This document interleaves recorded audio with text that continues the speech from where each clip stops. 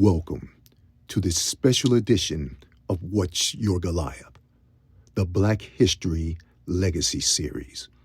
This February, we're shining a spotlight on the remarkable stories of Black individuals who faced their Goliaths. Whether societal barriers, systemic injustices, or personal struggles, and emerged victorious, leaving a legacy of strength, courage, and inspiration. Each episode in this series will explore the battles they fought, the victories they won, and the lessons they passed on to us. These stories remind us that no matter the odds, resilience and determination can slay even the biggest of giants.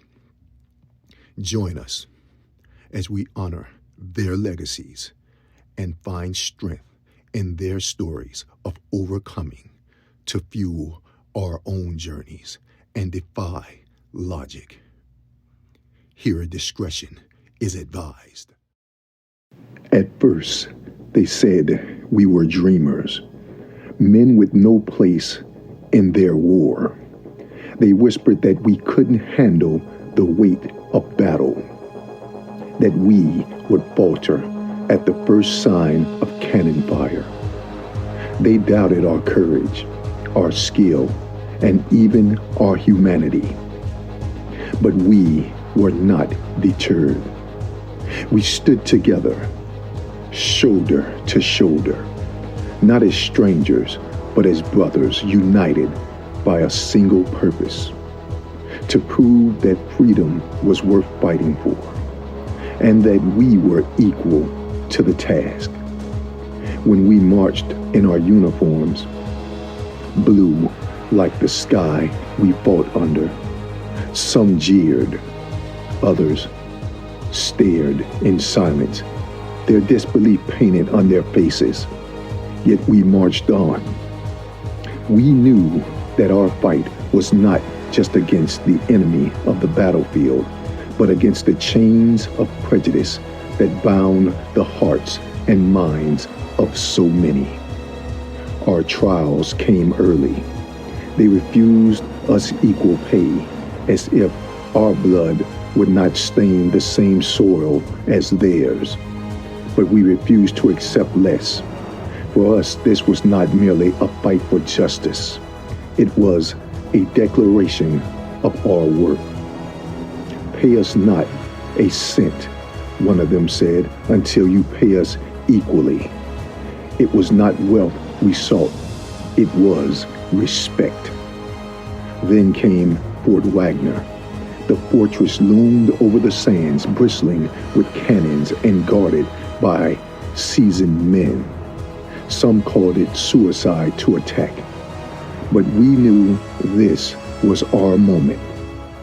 If we faltered here, they would say they were right about us all along. We charged not for glory, but for dignity. The roar of cannons shook the ground, and bullets sang through the air like a deadly storm. Yet we pressed forward. Forward, men, forward, we shouted, even as our ranks thinned. Our leader, Colonel Shaw, fell among us, but his courage carried us still. When one man fell, another picked up the colors, refusing to let our banner touch the ground. The battle was fierce, and though we did not take the fort, we left behind a legacy written in blood and sand. Our sacrifice forced the nation to see us, not as lesser men, but as warriors. President Lincoln himself said, our efforts turned the tide of public opinion, proving that we were as brave, as capable, and as devoted to this country as any other man. Years later, They would say of us, though battered and scarred, they stood undaunted, showing the world what it means to fight for freedom. And that was all we ever wanted, to stand undaunted, to make our mark, to be remembered not for the color of our skin, but for the courage in our hearts. We were born into a nation that doubted us, but we will be forever remembered as men who dared to rise. If this man should fall, who will lift the flag and carry on? One of us asked before the charge. The answer was simple. We will. Always we will. We are the 54th Massachusetts Regiment. What's your Goliath? Change your thinking. Change yourself. Change your world. Defy logic.